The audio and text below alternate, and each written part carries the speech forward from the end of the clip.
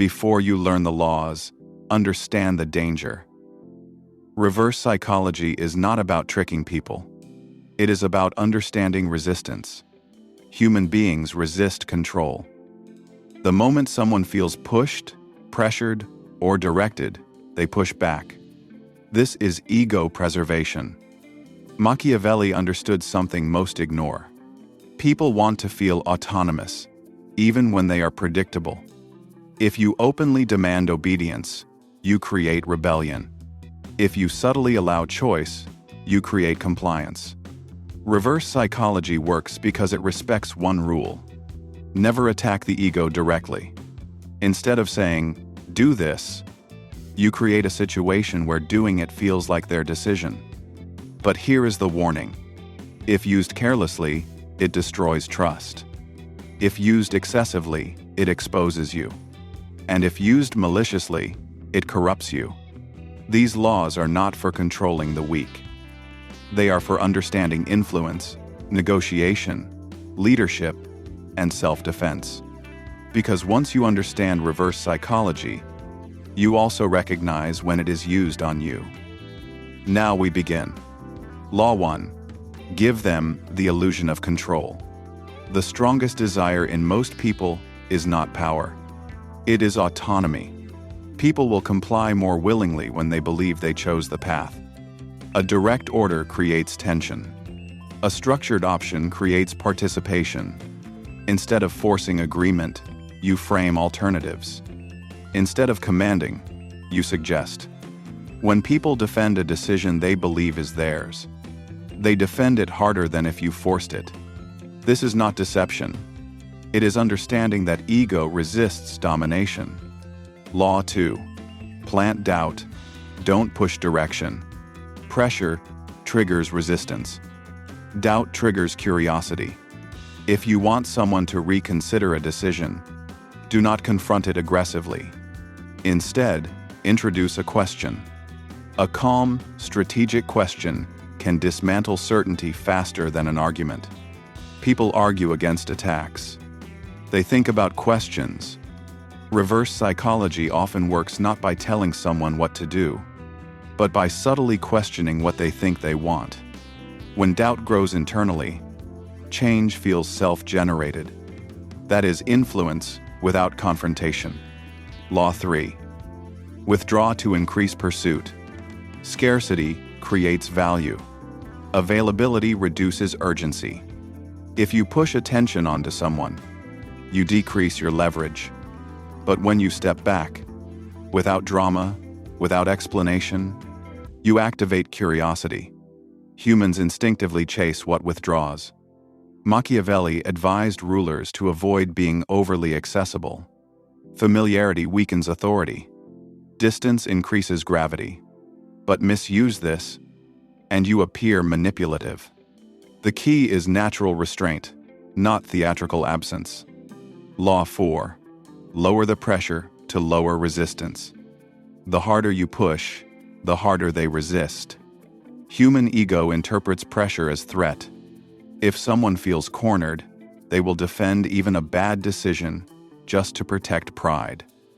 Machiavelli observed that people would rather lose logically than submit publicly. So what do? You remove the pressure.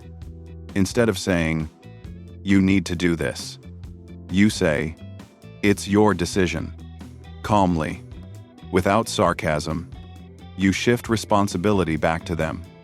When there is no visible opponent, there is nothing to fight. And when there is nothing to fight, reflection begins. This is not surrender. It is strategic release. Law 5. Reverse the desire. When someone wants something excessively, do not compete for it. Step away from it. Desire intensifies when it feels uncertain. If you argue against their obsession, they defend it. If you appear indifferent, they begin to question it. Machiavelli understood that overexposure weakens attraction. Power often lies in subtle retreat. For example, if someone insists, they do not need your help. Agree. Calmly. Maybe you're right. Now the ego has nothing to resist. And in silence, doubt grows. Reverse psychology often works by giving people exactly what they think they want until they question it themselves. Law 6. Agree strategically to disarm. This is dangerous if misunderstood. Sometimes, when someone expects confrontation, agreement is more powerful. If they criticize you expecting defense, do not defend immediately. Agree partially. You may have a point. Conflict requires opposition. Remove opposition, and tension dissolves. Machiavelli advised rulers to avoid unnecessary battles. Every argument costs influence. But when you agree calmly, you create psychological imbalance. The attacker loses momentum. They prepared for war. You offered peace. And now they are uncertain. Uncertainty shifts control. Reverse psychology is not about manipulation. It is about understanding that ego drives behavior. People protect identity more than logic. If you attack identity, they harden. If you allow identity space, they soften. But remember, these laws require emotional discipline. If you are reactive, you cannot execute them. If you are ego-driven, you will misuse them. Reverse psychology is controlled restraint. Law 7. Trigger self-correction. Instead of correction, direct correction attacks ego. And ego defends itself before it accepts truth. If you tell someone they are wrong, they argue. If you create conditions where they realize it themselves, they adjust quietly. Machiavelli understood that people hate being exposed, but they respect their own conclusions. Instead of saying, "You're making a mistake," you say, "Walk me through how this plays out long term." Calm, neutral, observant. Now they must analyze their own logic. Most flawed decisions collapse under their own explanation. When people correct themselves, they feel intelligent. When you correct them, they feel inferior.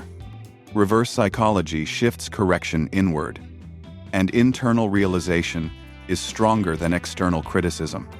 Law 8. Use silence as psychological gravity. Silence is uncomfortable. Most people rush to fill it, and when they fill it, they reveal more than they intended. If someone makes a bold claim, do not immediately respond. Pause. Hold eye contact. Let silence breathe.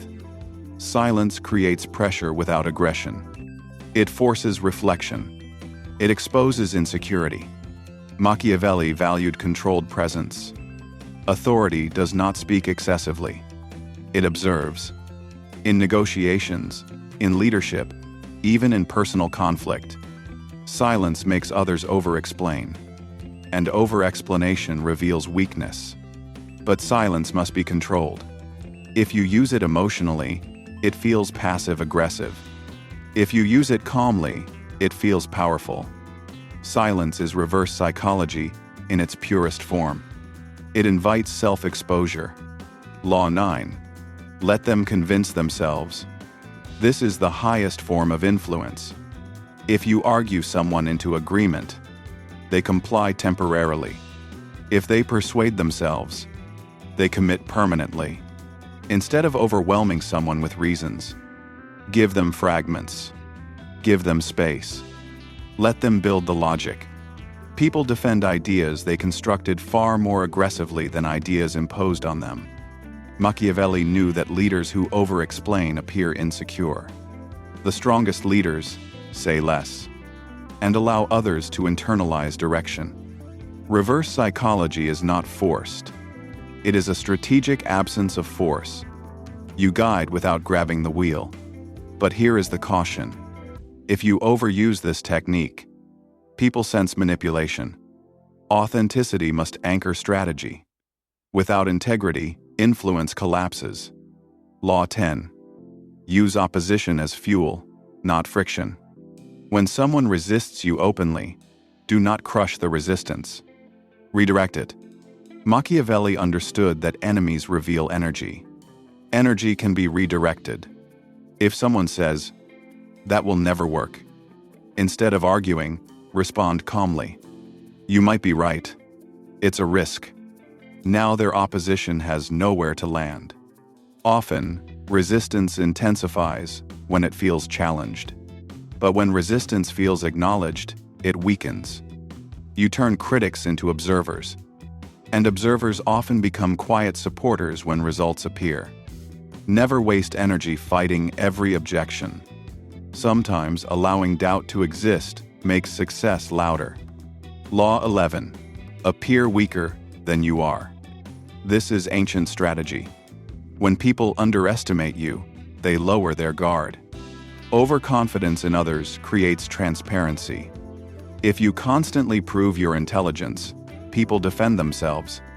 If you allow them to feel superior, they relax. And relaxed people reveal intentions. Machiavelli advised rulers to conceal full capability. Power displayed constantly invites rivalry. Power restrained invites safety. But be careful. This is not about self-degradation. It is controlled modesty. You do not deny your strength. You simply do not broadcast it unnecessarily. Underestimation is strategic camouflage. Law 12. Reverse the accusation without escalation. When accused unfairly, most people react emotionally. Emotion confirms weakness. Instead, calmly explore the accusation. If someone says, "You're being manipulative," do not defend aggressively. Say, "What makes you feel that way?" Now the accuser must explain. Many accusations collapse under clarity. Reverse psychology here shifts the spotlight. You are no longer defending. They are analyzing. But this must be done calmly. If done sarcastically, it escalates. If done strategically, it disarms. Law 13. Know when not to use it. This is the most important law. Reverse psychology is not a lifestyle. It is a tool. In healthy relationships, transparency builds more strength than strategy. If you constantly influence indirectly, you erode trust. Machiavelli wrote for rulers navigating unstable systems, not for friendships built on loyalty. Use reverse psychology when ego blocks logic, direct communication fails, resistance is irrational. Do not use it to dominate. Do not use it to deceive those who trust you. Because influence without ethics becomes isolation, and isolation without power becomes vulnerability. Final warning. Reverse psychology works because humans protect autonomy. But the strongest position in life is not control over others. It is control over yourself. If you master your reactions, your silence, your ego, you rarely need to manipulate anyone. You simply become difficult to manipulate. That is the true Machiavellian advantage. Power without discipline is chaos. Influence without restraint is exposure. Use with caution.